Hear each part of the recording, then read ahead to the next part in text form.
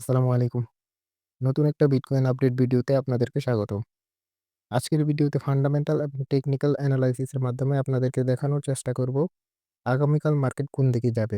YouTube চ্যানেলটিকে subscribe করেন, অবশ্যই সাবস্ক্রাইব করবেন। এখানে আমরা প্রতিদিন বিটকয়েনের আপডেট দিয়ে থাকি।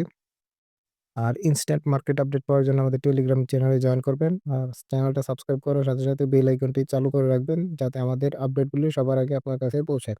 আপনাদেরকে বলেছিলাম যে 70 তো রিজেক্টেড হওয়ার সম্ভাবনা ছিল, সেখান থেকে রিজেক্টেড হয়েছে।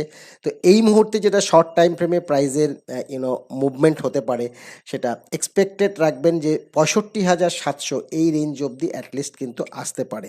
65,700 বা 66,000-এর নিচে একটু আসবে।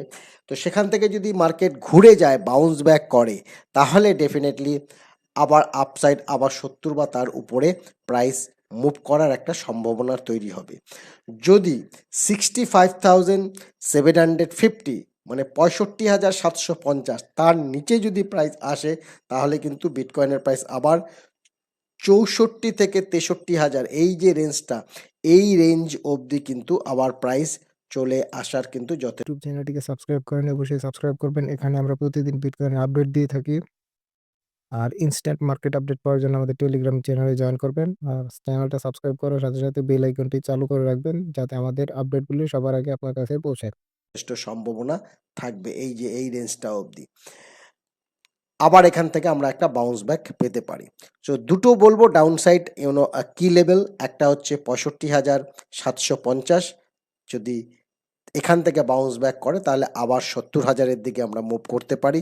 অ্যান্ড যদি সাকসেসফুলি এখানে কোনো ব্রেকআউট নিতে পারে, তাহলে 74,000 অবধি বা 75,000 অবধি প্রাইস এখানে র্যালি করলেও করতে পারে, সেই সম্ভাবনা রয়েছে।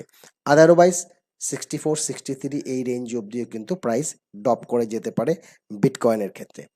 ইথিরিয়ামের ক্ষেত্রে যেটা বলবো, ইথিরিয়ামের ক্ষেত্রে যেটা সম্ভাবনা রয়েছে এখানে, সেটা কিন্তু হচ্ছে ইথিরিয়াম ওই 1850 অ্যাটলিস্ট আবার রিটেস্ট করতে পারে।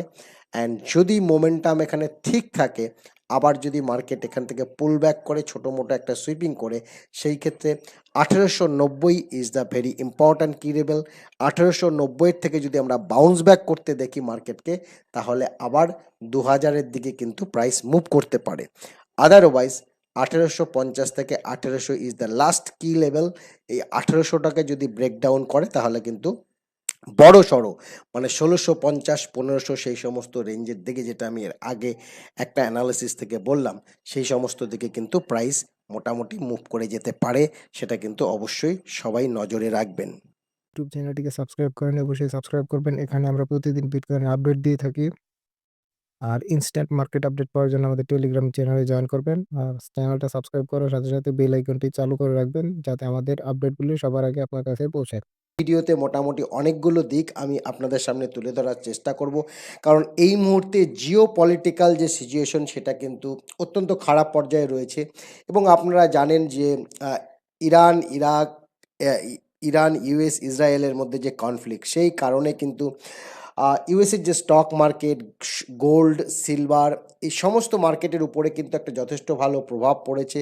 এবং গত কয়েকদিন কিন্তু সেখানে ডাউন ট্রেন্ড এবং বড় ধরনের একটা কোলাপস কিন্তু সেই সমস্ত মার্কেটে লক্ষ্য করা যাচ্ছে। কিন্তু ক্রিপ্টো বাজারে কিন্তু সেরকম কোনো নেগেটিভ প্রভাব এখনও অবধি পড়েনি। তো এর মানে এই নয় যে ক্রিপ্টো বাজারেও এই যুদ্ধের কোনো প্রভাব পড়বে না।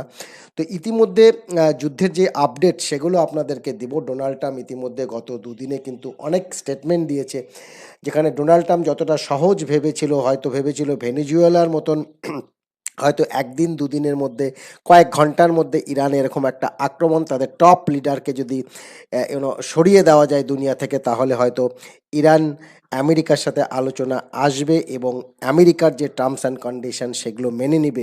কিন্তু ইরানের ক্ষেত্রে কিন্তু সেরকম কিছু হয়নি। এবং ডোনাল্ড ট্রাম্পের গত দুদিনের যা মন্তব্য, তাতে কিন্তু যথেষ্ট চিন্তার বিষয় রয়েছে। এই যে যুদ্ধটা, এটা কিন্তু আরও বড় হতে পারে, এক্সটেন্ডেড দিকে যেতে পারে।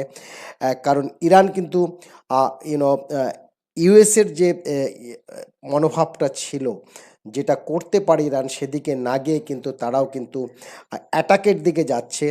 এবং যদিও ইরান কোনোভাবেই আমেরিকার সাথে পেরে উঠবে না সে বিষয়ে জেনেও, তারা কিন্তু আমেরিকার অনেক বড় ক্ষতি করার দিকে চেষ্টা করছে এবং সবথেকে যেটা ইম্পর্ট্যান্ট বিষয়, হরমুজের যে তেল যেটা দিয়ে বহন করা হয় যে রাস্তা দিয়ে, সেটাকে কিন্তু তারা পার্মানেন্টলি এই মুহূর্তে বন্ধ করে দিয়েছে। তাতে যেটা জানা যাচ্ছে, মোটামুটি বিশ্বের প্রায় 24% তেল, মানে অপরিশোধিত তেল কিন্তু সেই রাস্তা দিয়ে কিন্তু ডিস্ট্রিবিউট হয়, সাপ্লাই হয়, এবং সেটা বন্ধ হলে অনেক কিন্তু বড় বড় দেশে এই তেলের উপরে কিন্তু দামের উপরে কিন্তু প্রভাব পড়বে, সাপ্লাই কমে আসবে। তো সেটা কিন্তু ইকোনমিক্যাল ক্রাইসিস তৈরি করবে গ্লোবালি।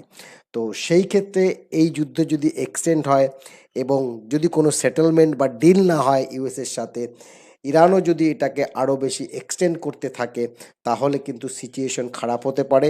এবং এই মুহূর্তে যদিও আমরা দেখছি যে ক্রিপ্টো বাজারের উপর কোনো বড় নেগেটিভ প্রভাব পড়েনি, বিটকয়েন স্টিল ৬৭,০০০-এর উপরে ট্রেডিং করছে, ইথেরিয়ামও মোটামুটি ১৯০০-র উপরে এখনও ট্রেডিং করছে, অ্যান্ড ওভারঅল মার্কেটের যে সেন্টিমেন্ট সেটাও কিন্তু ইনক্রিজ হয়েছে। এবং লাস্ট কয়েকদিনে দেখা গেছে যে বিটকয়েনের যে ইটিএফ, তাতেও কিন্তু ইনফ্লো হয়েছে জিও পলিটিক্যাল টেনশন থাকা সত্ত্বেও। তো কিছু পজিটিভ সাইন ডেফিনেটলি মার্কেটে রয়েছে ক্রিপ্টো বাজারের ক্ষেত্রে। তো লেটস সি, বাট আমাদের এই মুহূর্তে এখানে কিন্তু সতর্ক থাকাটাও জরুরি। কি কি আপডেট রয়েছে বিস্তারিত আরও ডিটেলসে আপনাদের জানাবো। এখানে ইথেরিয়াম কতটা বটমে যেতে পারে এবং বিটকয়েনের প্রাইজের কি সম্ভাবনা রয়েছে, রিস্ক কোথায় রয়েছে, সেই বিষয়গুলো কিন্তু অত্যন্ত গুরুত্বপূর্ণ এখানে হবে। সাথে শর্ট টাইম ফ্রেমে বিটকয়েন ইথেরিয়ামের মুভমেন্ট কি হতে পারে মার্কেটে।